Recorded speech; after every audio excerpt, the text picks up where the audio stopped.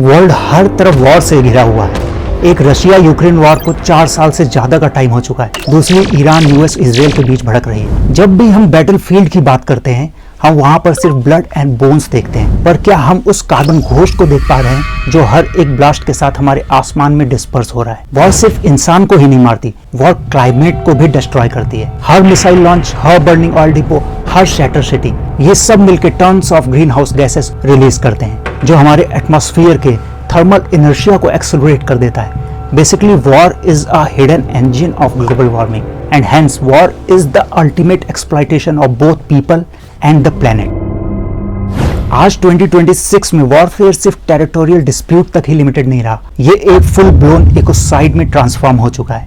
हम sustainable living का चश्मा पहनकर घूम रहे हैं, while US military complex alone pollutes more than 100 nations combinedly. Psychologically हम इमीडिएट थ्रेट को एग्जिस्टेंशियल क्राइसिस से ऊपर रखते हैं। But remember, the heat of a bomb is temporary, but heat trapped in the atmosphere is permanent. आज इस video में हम ये नहीं डिस्कस करेंगे कि कौन जीतेगा, बट हम ये समझने की कोशिश करेंगे कि वॉर से कैसे हमारा एनवायरनमेंट, हमारी हेल्थ, इकोनॉमी और फ्यूचर जनरेशन इफेक्ट होती है। अब सवाल आता है, वॉर हीट कैसे बढ़ाता है? सबसे पहला मैकेनिज्म है fuel burn. Tanks, fighter jets, cargo planes, naval vessels यानी वॉर मशीन का हर एक गियर फॉसिल फ्यूल पर चलता है। ये सब मिलकर एटमॉस्फेयर में एक इनविजिबल वुंड छोड़ देते हैं, and that wound is called as carbon. दुनिया के सारे militaries about 5.5% of annual global greenhouse gas emit करते हैं। यानी अगर ये एक कंट्री होते तो 4th largest carbon footprint generator होते।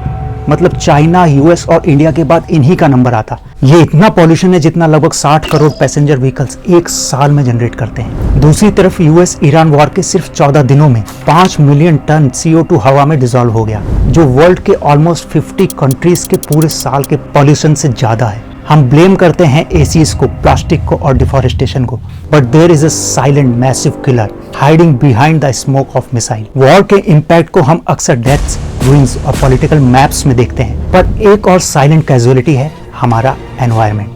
दूसरा मैकेनिज्म है डायरेक्ट डिस्ट्रक्शन का। जब बिल्डिंग्स, ब्रिजेस, पोर्ट्स या वेयरहाउस डिस्ट्रॉय होते हैं तो सिर्फ इंसानी नुकसान नहीं होता, rebuilding itself is a carbon intensive. Lancaster University के मार्च आर्टिकल ने एस्टिमेट किया कि इजराइल गजा वॉर से around 33 million ton CO2 emissions हुए हैं, और स्टडी ने यह भी पॉइंट आउट किया कि रीबिल्डिंग और इंफ्रास्ट्रक्चर डैमेज वॉर के कार्बन फुटप्रिंट को और बड़ा बनाते हैं। अब पॉइंट आता है ऑयल, गैस और इंडस्ट्रियल फायर्स का।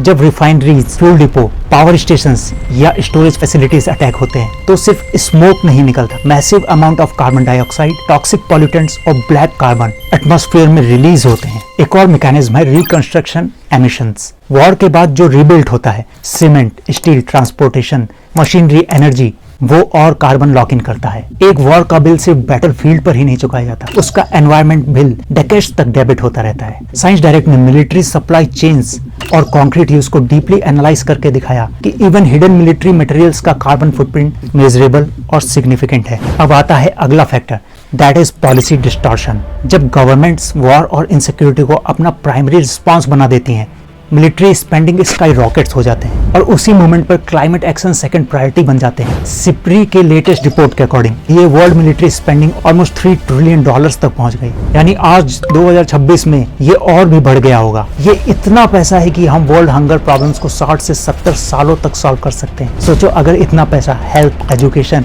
या क्लाइमेट चेंज में लगा होता तो दुनिया कितनी अलग होती। दूसरी तरफ इन वॉर से जनरेट हुई हीट अर्थ पर एक हीट ब्लैंकेट की तरह काम करती है। ज्यादा heat traps means rising the temperature of earth, जिससे पूरा इकोसिस्टम डिस्टर्ब होता है। ग्लेशियर मेल्टिंग से सी लेवल राइज होते हैं, ओशन हीट से स्ट्रॉन्गर साइक्लोन्स बनते हैं, heat waves, intensive floods, longer droughts, forest fire जैसे रिस्क बढ़ते हैं। और एक रिस्क जो इरिवर्सिबल है, बैटलफील्ड से एमिटेड GHGs एटमॉस्फेयर में हंड्रेड्स ऑफ ईयर्स तक रहती हैं। यानी एक जनरेशन की मिस्टेक 10 जनरेशंस को पनिश कर सकती हैं। इवन आज अगर इमिशंस बंद भी हो जाएं, इम्पैक्ट ऑलरेडी लॉक्ड है फॉर द डेकेड्स। और यहाँ पर एक और सीरियस एंगल सामने आता है, वॉर हमारी हेल्थ को कैसे नुकसान पहुंचा सकता है। वॉर का सबसे क्रूअल फेस है वो एनवायरनमेंट को कोलैटरल डैमेज नहीं, डायरेक्टली टारगेट बनाता है। यूनाइटेड नेशन एनवायरनमेंट प्रोग्राम की गजा रिपोर्ट के अकॉर्डिंग पिछले कई सालों से बढ़ रहे कॉन्फ्लिक्ट्स ने सॉइल, फ्रेश वाटर रिसोर्सेज और कोस्ट लाइंस को आज तक का सबसे ज्यादा नुकसान पहुंचाया है और long term food water security को थ्रेटन किया है। जब वाटर, सॉइल और एयर ही कंटामिनेटेड हो जाए तो डिजीज का दरवाजा खुद ब खुद खुल जाता है। अगर इंडिया के कॉन्टेक्स्ट में बात करें तो इंडिया तो बैटलफील्ड पर नहीं है, लेकिन India climate health front line पर तो है। वॉर के टाइम ऑयल सप्लाई डिस्टर्ब होती है, जिससे इंडिया को फिर से कोल बर्न करना पड़ेगा। दैट मीन्स ज्यादा पार्टिकुलेट मैटर, ज्यादा पॉल्यूशन। इंडिया में ऑलरेडी 17 लाख से ज्यादा डेथ्स एयर पॉल्यूशन से लिंक्ड हैं। अभी हम डिस्कस भी कर चुके हैं, वॉर से huge green house gases emit होती हैं। ये ग्लोबल टेम्परेचर बढ़ाते हैं और इंडिया जैसे ट्रॉपिकल रीजन जो ऑलरेडी हीट सेंसिटिव हैं, वहाँ heat waves more frequent and intense होंगी। अब बात करते हैं एक अलग एस्पेक्ट पर, how ongoing war are affecting economy of the world and India. सोचो, एक वॉर का असर सिर्फ टैंक्स और मिसाइल्स तक ही लिमिटेड नहीं होता। ऑयल फैसिलिटीज डैमेज होते हैं, शिपिंग कॉस्ट एक्सप्लोड करती हैं, पूरे रेट्स ऊपर जाते हैं और फिर बेसिक कमोडिटी महंगी होती चली जाती है। वर्ल्ड बैंक की आउटलुक भी यही वार्निंग देती है। Arm conflicts tighter the financial conditions और ट्रेड रेस्ट्रिक्शंस ग्रोथ के लिए डाउनसाइड रिस्क्स हैं। अब इंडिया की बात करते हैं। ऑल्दो इंडिया एक स्ट्रॉन्गर ग्रोथ इकोनॉमी की टर्म में 2026 में एंटर हुआ था, हमारी ग्रोथ अबव 7% एस्टिमेटेड थी, लेकिन वॉर ड्रिवन ऑयल शॉक ने इंडिया के आउटलुक पर प्रेशर डाल दिया है, जिससे इंपोर्टेड इन्फ्लेशन बढ़ रहा है, स्टॉक नीचे आ रहे हैं और रुपये एशिया की लोवेस्ट परफॉर्मिंग करेंसी बन गया है। इस पर आप मेरा डिटेल्ड वीडियो देख सकते हैं। अब आता है सबसे इम्पोर्टेंट एस्पेक्ट। आज दुनिया को ऐसे यूथ की जरूरत है जो सिर्फ ट्रेंडिंग टॉपिक्स पर रिएक्शन ना दें, बल्कि अनकंफर्टेबल ट्रूथ को करेज के साथ आर्टिकुलेट करें, जो समझे क्लाइमेट और कॉन्फ्लिक्ट अलग अलग सिलोज नहीं, they are deeply interconnected realities. जो समझे कि पीस सिर्फ एब्सेंस ऑफ गन फायर नहीं होती, पीस का मतलब होता है a livable atmosphere, stable food system, clean water and a future worth inheriting. आज अगर हम वॉर को क्लाइमेट लेंस से नहीं देखते तो हम सच का सिर्फ आधा हिस्सा ही देख रहे हैं। And half truths don't just mislead, they build broken civilisations. आज का यूथ सिर्फ फ्यूचर का हिस्सा ही नहीं, फ्यूचर का आर्किटेक्ट भी है। अगर वॉर दुनिया को डिसमेंटल कर सकती है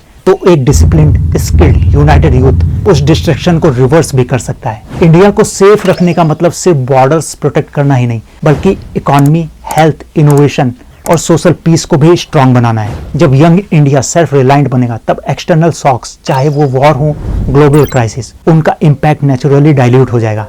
और सच ये है, वॉर के अगेंस्ट सबसे पावरफुल रिस्पॉन्स टैंक्स या मिसाइल्स नहीं होते, सबसे पावरफुल रिस्पॉन्स होता है a capable, conscious and committed youth. And here is a line I want you to remember, every generation inherits two things, what the previous generation built and what it refused to stop. So that's all for this video. Hope it made you think. I'll see you in next one with another perspective. Thank you.